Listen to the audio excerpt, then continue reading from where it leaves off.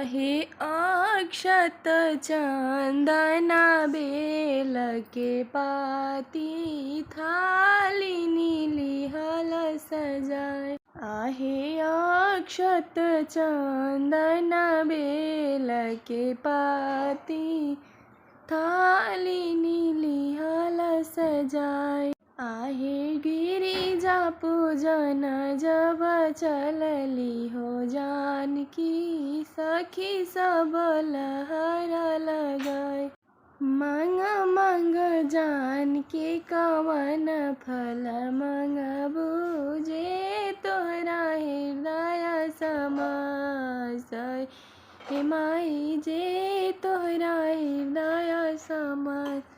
आहे राजा दशरथ जैसन ससुरा मांगिले, रानी हो कौशल्या ऐसन सास। ए माई रानी हो कौशल्या ऐसन सास। आहे वीर लक्ष्मण जैसन देवर मांगिले, पुरुष मांगिले भगवान। ए माई पुरुष मांगिले भगवान।